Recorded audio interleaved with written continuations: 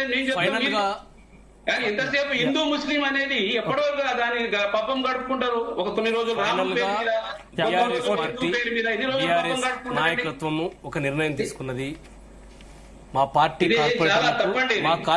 Party కార్పొరేటర్లకు స్పష్టమైనటువంటి ఆదేశాలు అదేవిధంగా విప్ కూడా జారీ చేయడం జరుగుతుంది. మా పార్టీ ఈ ఎమ్మెల్సీ ఎన్నికలని బహిష్కరిస్తుంది. ఈ ఎమ్మెల్సీ ఎన్నికలతో ఈ బీజేపీ వాళ్ళు ఎంఐఎం వాళ్ళు ఆడుతున్నటువంటి నాటకాన్ని ప్రజలందరూ సపోర్ట్ ఇస్తుంది అని బీజేపీ చెప్తోంది కదా. ఎవరికి? ఎంఐఎంకి మీరు సపోర్ట్ ఇస్తున్నారని బీజేపీ చెప్తోంది కదా. వాళ్ళు ఎందుకంటే నరేంద్ర మోడీ గారు, అమిత్ షా గారు అసదుద్దీన్ ఓవైసీని ఏ రకంగా కాపాడుతున్నారో దేశం అంతా చూస్తా ఉంది.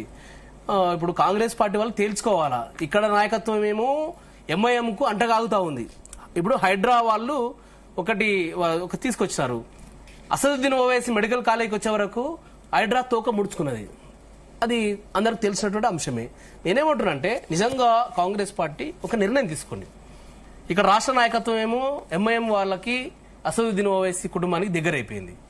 అక్కడ జాతీయ నాయకత్వం ఏమో నిన్న పేపర్లు చూశాను. వారి కాంగ్రెస్ పార్టీ ప్రధాన కార్యదర్శి మీనాక్షి నటరాజన్ గారు స్టేట్మెంట్ చూశాను నేను. ఎంఐఎం పార్టీకి కాంగ్రెస్ పార్టీ దూరం అని చెప్పేసి ఒకవైపు కేంద్ర నాయకత్వం చెప్తుంది. రాష్ట్ర నాయకత్వం ఏమో వారిని అంటగాగుతూ వారితో దోస్తానం చేస్తా ఉన్నారు. మీరు అన్నట్టు ఢిల్లీలో కుస్తీ పడుతున్నట్టు చేస్తున్నారు. ఎందుకంటే ఢిల్లీలో వాళ్ళకి తెలుసు దేశవ్యాప్తంగా బీజేపీ పార్టీతో ఎంఐఎం ఏ రకంగా అంటగాగుతా ఉంది. ఎంఐఎం ని ఎట్లా వాళ్ళు పావుగా వాడుకుని రాజకీయంగా ప్రయోజనం పొందుతున్నారు బీజేపీ వాళ్ళనే విషయం కేంద్ర నాయకత్వం తెలుసు. కానీ రాష్ట్ర నాయకత్వం రేవంత్ రెడ్డి గారు ఏంది ఎంఐఎం వాళ్ళని పెట్టుకోవాలి, నా కుర్చీకి ఎసరు రాకుండా వాళ్ళని కాపాడుకోవాలని చెప్పేసి ఆయన కుర్చీని కాపాడుకోవడం కోసం ఎంఐఎం వాళ్ళ యొక్క మద్దతుతో పరిపాలన నడిపిస్తున్నటువంటి పరిస్థితి చూస్తా ఉన్నాం మనం.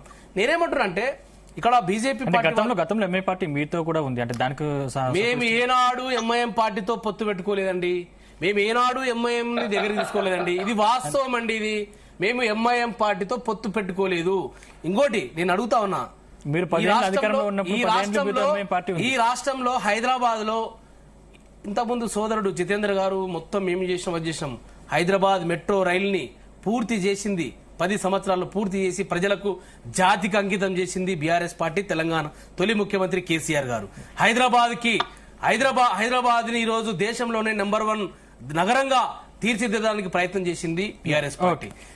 ఈ రోజు హైదరాబాద్ లో విపరీతమైనటువంటి ఫ్లైఓవర్లు, అదేవిధంగా ఐటీ కంపెనీలు, ప్రపంచంలో ఉన్నటువంటి దిగ్గజ కంపెనీలన్నీ కూడా హైదరాబాద్ తీసుకొచ్చినటువంటి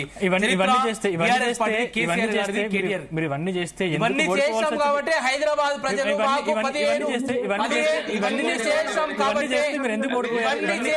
కాబట్టి హైదరాబాద్ ప్రజలు హైదరాబాద్ ఓటర్లు మా పార్టీకి బీఆర్ఎస్ పార్టీకి 15 ఎమ్మెల్యే స్థానాలు ఇచ్చారండి. మా పార్టీని ఈరోజు గుండెలో పెట్టుకున్నారండి హైదరాబాద్ ప్రజలు. మాకేం అన్యాయం జరగలేదు, బీఆర్ఎస్ పార్టీకి అన్యాయం జరగలేదు. మా పార్టీకి హైదరాబాద్ ప్రజలు బీఆర్ఎస్ పార్టీని గుండెలో పెట్టుకున్నారు, మా పార్టీ కూడా వాళ్ళని గుండెలో పెట్టుకున్నది.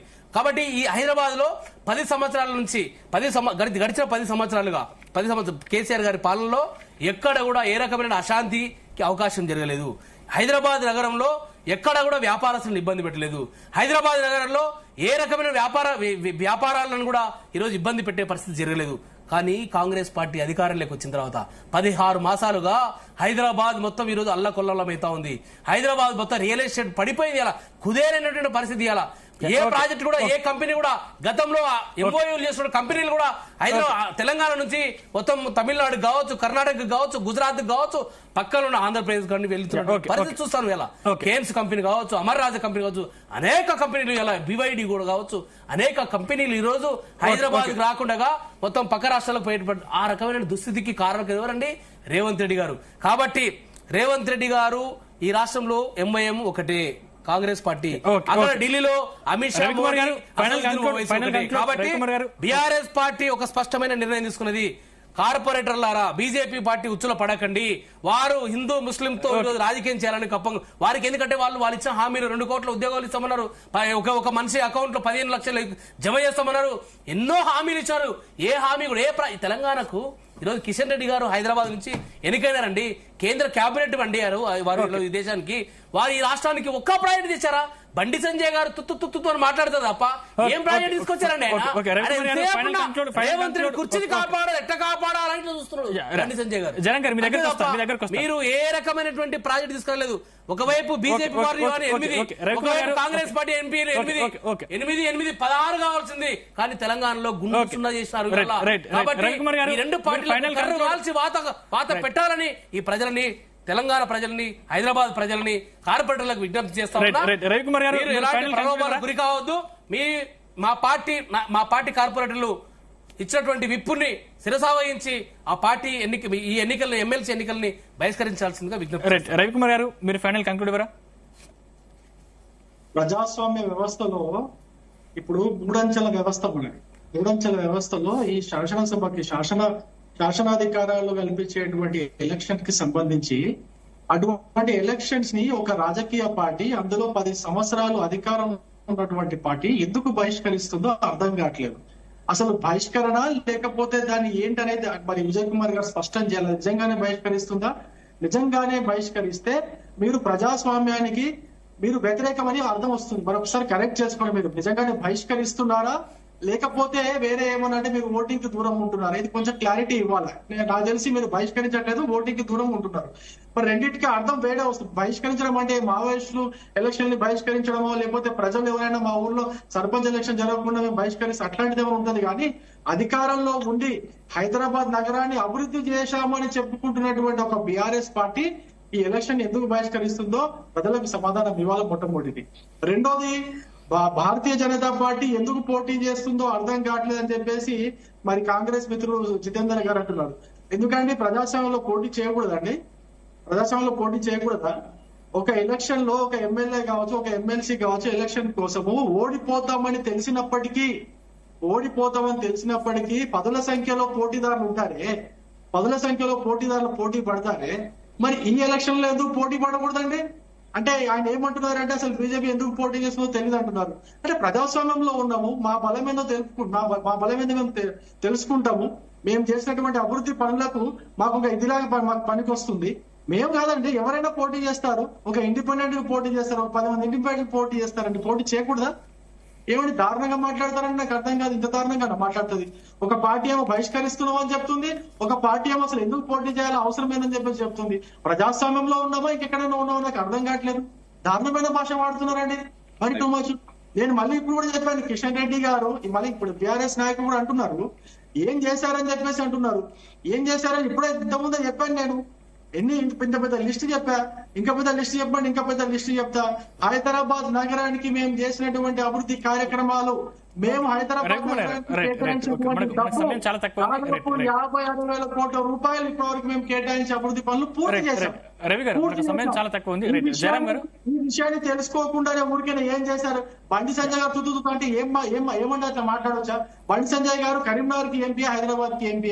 సరే, ఇప్పుడు కేంద్ర మంత్రి అయ్యారు, కేంద్ర మంత్రి హోమ్ మినిస్టర్ ఉన్నారు, హోమ్ మినిస్టర్ గా ఉన్నారు. సమయం చాలా తక్కువ ఉంది.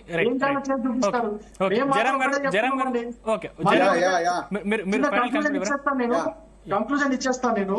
హైదరాబాద్ లో అందరికి ఒకటే రిక్వెస్ట్ చేస్తున్నా, మీరు మీ మనస్సాక్షికి మీరు మోసం చేయకుండా ఓటు వేయండి. మీరు ఏ పార్టీలో ఉన్నా కూడా ఇదే మా యొక్క బీజేపీ పార్టీ ద్వారా మీ అందరినీ కోరేది. ఈ రాష్ట్రంలో ఇండివిజువల్ గా ఓటు అడుగుతున్నారా లేకపోతే పార్టీ పరంగా ఓటు అడుగుతున్నారా? రవి గారు ఇండివిజువల్ గా ఓటు అడుగుతున్నారా, పార్టీ పరంగా ఓటు అడుగుతున్నారా? రవికుమార్ గారు సోదరా, రవికుమార్ గారు ఓట్లని అడుగుతున్నారు కానీ రవికుమార్ గారు మీరు ఏ పార్టీలో ఓటు అడుగుతున్నారండి? మీరు రవికుమార్ గారు ప్రజల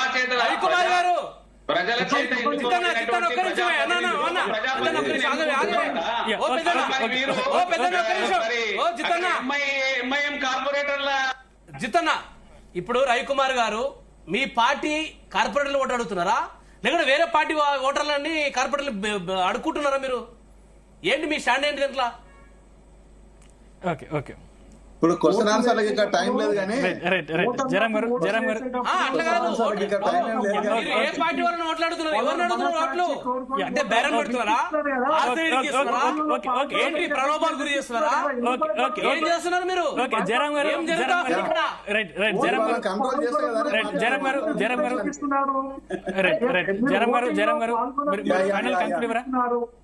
అంటే దాని అర్థం ఏంటి? ఓకే రవి గారు మనకు సమయం మించిపోయింది. రైట్ ఓకే రవి గారు ఒక నిమిషం మీ పార్టీ కార్పొరేటర్ ఓకే రవి గారు ఒక నిమిషం సమయం మించిపోయింది. రైట్ జయరామ్ గారు అంటే మాకు పుట్టిన బిడ్డలు మీరు మా పేరు ఓకే విజయ్ గారు ఓకే జయరామ్ గారు కంక్లూడ్ ఇవ్వరా? ఇక్కడ బీజేపీ బాధపడడంలో తప్పులేదు కానీ ఇక్కడ విషయం ఏంటంటే డెమోక్రటిక్ సిస్టమ్ లోపల ఎవరికి అవకాశం ఉంటే ఆ అవకాశాలను చేయించుకొని డెఫినెట్ గా వాళ్ళు గెలుస్తారు. అంతేగాని బీజేపీ రెచ్చగొట్టే ధోరణి చేసినంత మాత్రాన ఇక్కడ రెచ్చిపోవడానికి అక్కడ ఏం లేదు కదా. అక్కడ జరుగుతున్నది ప్రజలతోనే జరుగుతున్న ఎలక్షన్లు కావనే విషయం బీజేపీకి అర్థం కాకపోతే ఎవరేం చేయలేరు.